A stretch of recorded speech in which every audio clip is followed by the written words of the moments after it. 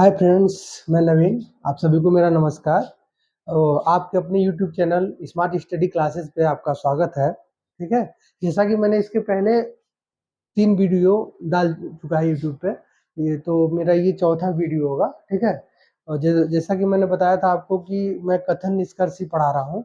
कथन निष्कर्ष में मैंने नियम लिखवा दिए थे सब। ठीक है, जिसमें कि आपने देखा होगा कि नियम मैंने 9 नियम लिखवाए थे। उसमें मैंने बताया था कि नियम जो भी है, नियम मैं जब पढ़ाऊंगा तो आप अगर अच्छे तरीके से उसको पढ़ते हैं तो आपको हर चीज़ समझ में आएगी। ठीक है, तो उसे मैं और अच्छे से समझाने की कोशिश करता गया और आप लोगों को समझ में भी आया होगा। आइए देखते हैं। ठीक है, मैंने बोला था कि एग्जाम्पल कराऊंगा और समझाते जाऊंगा, क्योंकि नियम मैंने लिखवा दिया है। ठीक है, आइए, ये मेरा चौथा वीडियो होगा।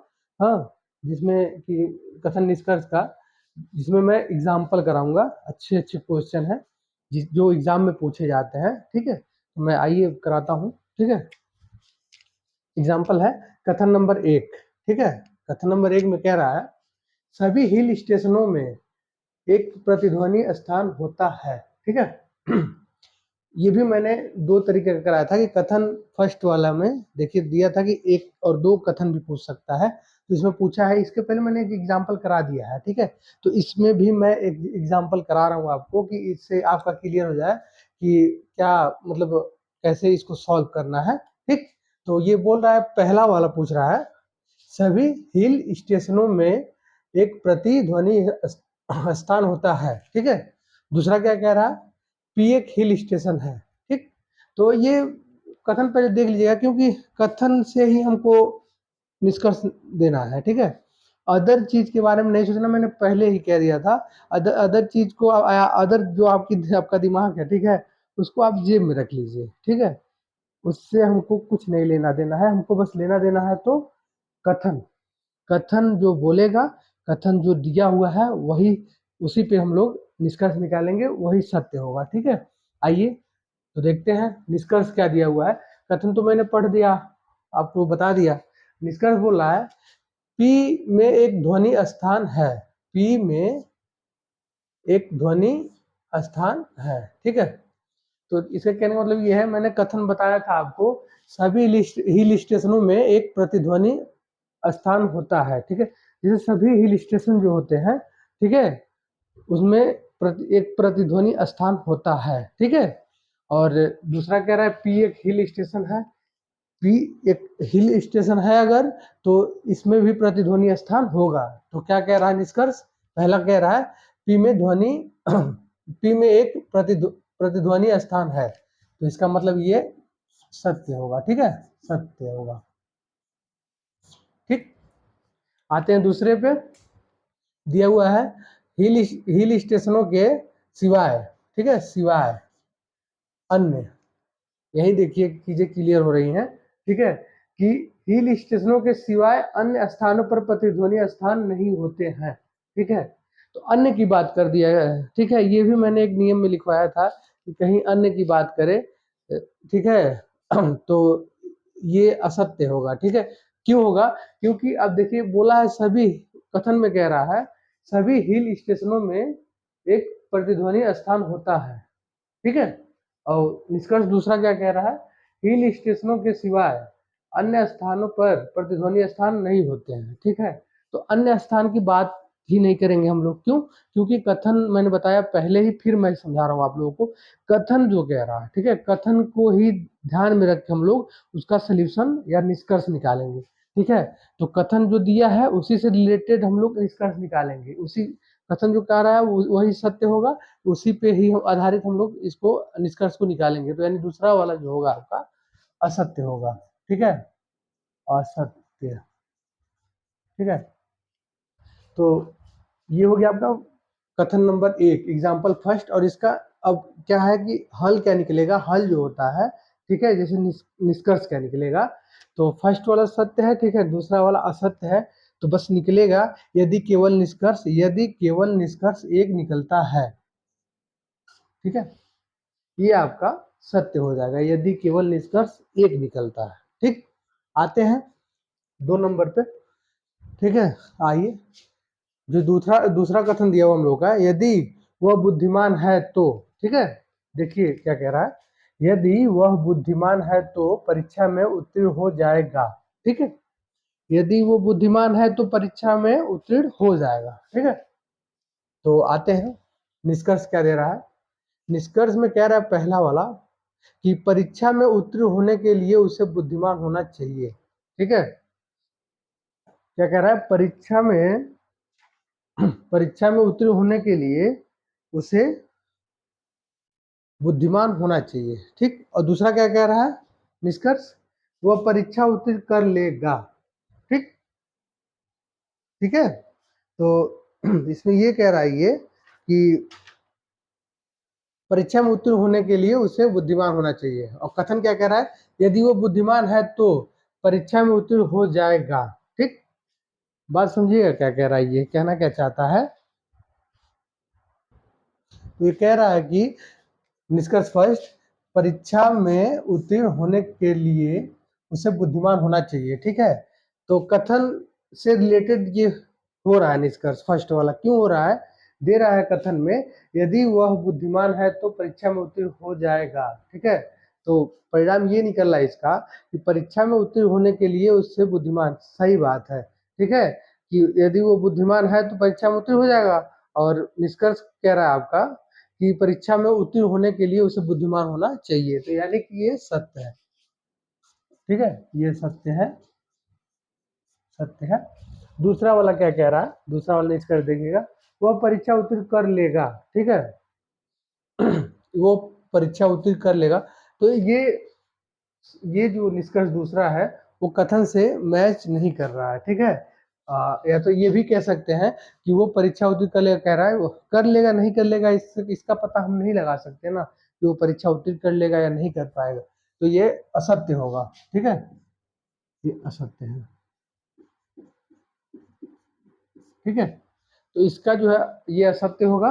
तो इसका भी जो होगा कि इसका भी जो निष्कर्ष निकलेगा वो निकलेगा यदि केवल निष्कर्ष से एक निकलता है, ठीक है, यदि कोई निष्कर्ष एक निकलता है, ठीक है। आते हैं 3 नंबर पर, ठीक है।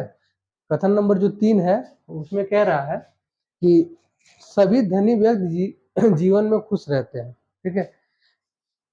कथन नंबर 3 कह रहा है कि जो सभी सभी जो सभी जो धनी व्यक्ति होते हैं, जैसे जो धनी व्यक्ति हैं वो जीवन में खुश रहते हैं, ठीक।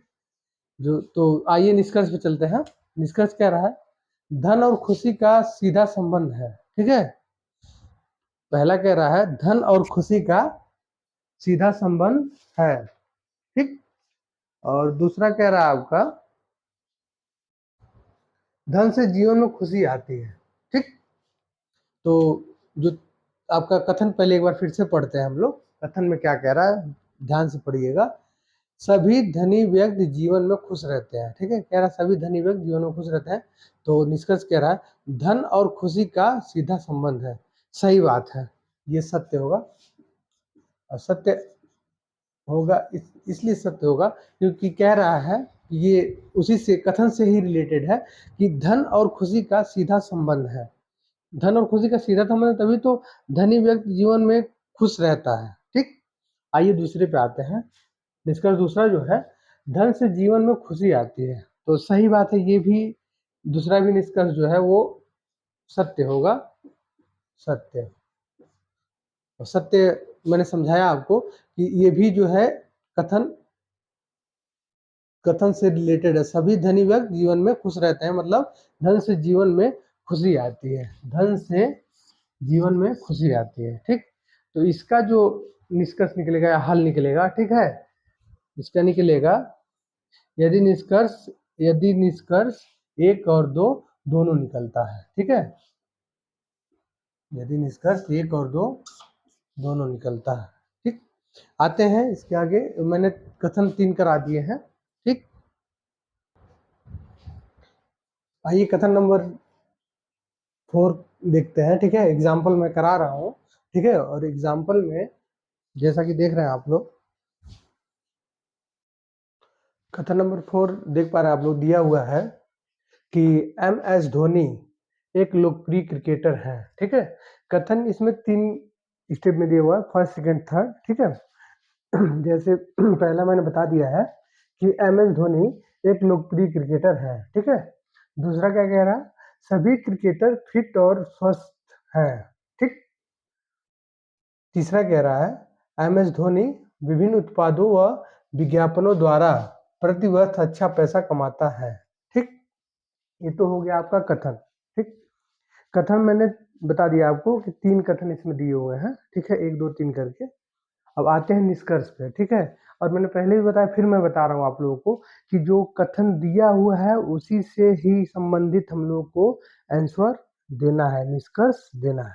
ठीक, आइए निष्कर्ष फर्स्ट। ठीक है, सभी लोकप्रिय क्रिकेटर विज्ञापनों द्वारा अच्छा पैसा कमाते हैं। ठीक, देखिए क्या कह रहा है, समझ में आ रहा है क्या कह रहा है? देखिए, सभी लोकप्रिय क्रिकेटर विज्ञापनों द्वारा अच्छा पैसा कमाते हैं। ठीक, ये आपका होगा असत्य, असत्य होगा। ठीक है, कैसे होगा ये मैं समझा दे रहा हूँ आप लोगों को। दे रहा है कि सभी लोकप्रिय क्रिकेटर, ठीक है, विज्ञापनों द्वारा अच्छा पैसा कमाते हैं। सभी लोकप्रिय क्रिकेटर की बात ही नहीं की गई है कथन में। ठीक, मैंने बोला था कि हम लोग को आंसर देना है जो, या निष्कर्ष जो निकालना है वो कथन से ही निकालना है। ठीक, मैं बार बार ये बात कह रहा हूँ, कथन से ही हम लोग को उसका निष्कर्ष देना निकालना है। ठीक है, बाकी जितना ज्ञान है आप लोग अपने पास रखिए। ठीक है, दूसरे ज्ञान की जरूरत इसमें नहीं है कि सभी क्रिकेटर का क्या है या एक क्रिकेटर का क्या है, इससे नहीं मतलब। बस ये बोला है कि MS धोनी, देखिए कथन में बोला है कि MS धोनी विभिन्न उत्पादों और विज्ञापनों द्वारा प्रतिवर्ष अच्छा पैसा कमाता है। MS धोनी के बारे में कही गई होती तो ये बात सत्य होती, लेकिन इसमें बोला गया है सभी लोकप्रिय क्रिकेटर विज्ञापनों द्वारा अच्छा पैसा कमाते हैं, मतलब कि ये असत्य है, गलत है। ठीक है, और आते हैं दूसरे नंबर पे। दे रहा है MS धोनी फिट और स्वस्थ है। ठीक है, सॉरी, MS धोनी फिट और स्वस्थ है। ठीक, स्वस्थ। ठीक, तो क्या बोला है कि सभी क्रिकेटर फिट और स्वस्थ हैं। ठीक है, तो सभी क्रिकेटर की बात बोला है कथन में। कथन में बोला है कि सभी क्रिकेटर फिट और स्वस्थ हैं। ठीक, और निष्कर्ष में कह रहा है MS धोनी फिट और स्वस्थ है। तो फिट धोनी, MS धोनी जो है वो सभी क्रिकेटरों में ही आते हैं। ठीक है, वो भी एक प्लेयर ही है, तो इसका मतलब ये सत्य होगा। ठीक, ठीक है, ये तो हो गया आपका सेकेंड वाला। हाँ, आते हैं थर्ड वाले पे। थर्ड वाले में क्या रहा है, MS धोनी प्रसिद्ध होने के कारण केवल प्रसिद्ध उत्पादों के विज्ञापन करता है। ठीक है, या करते हैं, सॉरी, विज्ञापन करते हैं। ठीक, तो देखते हैं इसको। MS धोनी प्रसिद्ध होने के कारण केवल प्रसिद्ध उत्पादकों के विज्ञापन करते हैं। ठीक, और ये आपका होगा असत्य। ठीक,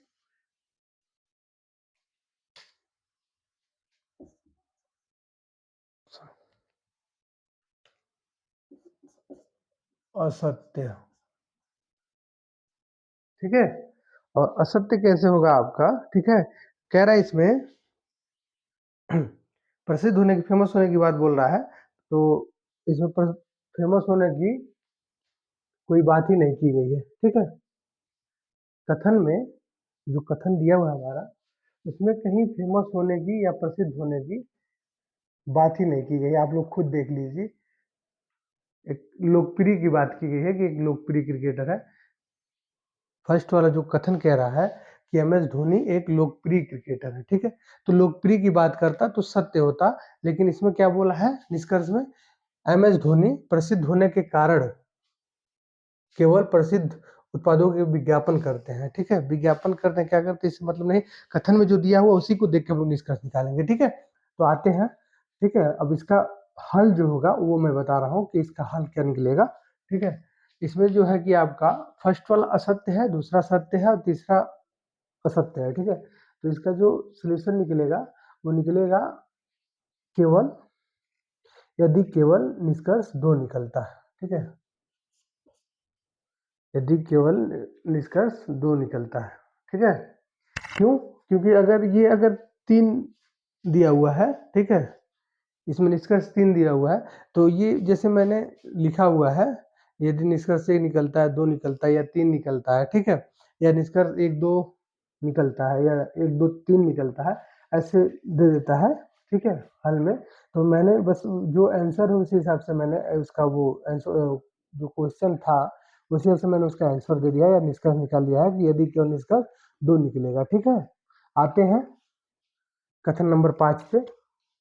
अनुपस्थिति दिल में प्रेम को बढ़ाती है।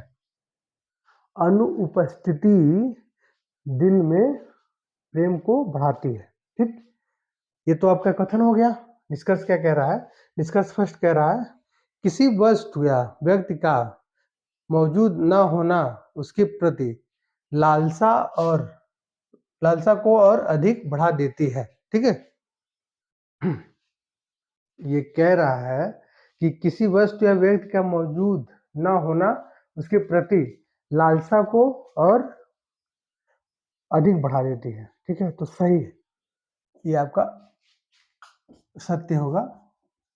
ठीक है, क्योंकि अनुपस्थिति दिल में प्रेम को बढ़ाती है। अनुपस्थिति का मतलब ये होता है कि जैसे कह रहा है ना कि किसी वस्तु या व्यक्ति का, ठीक है, मौजूद ना होना, मौजूद ना होने का मतलब ही होता है कि अनुपस्थिति।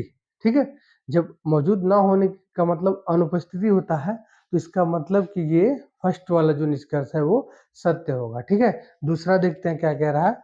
रिश्ते को मजबूत बनाए रखने के लिए उचित दूरी बनाए रखना चाहिए, ये आपका असत्य होगा।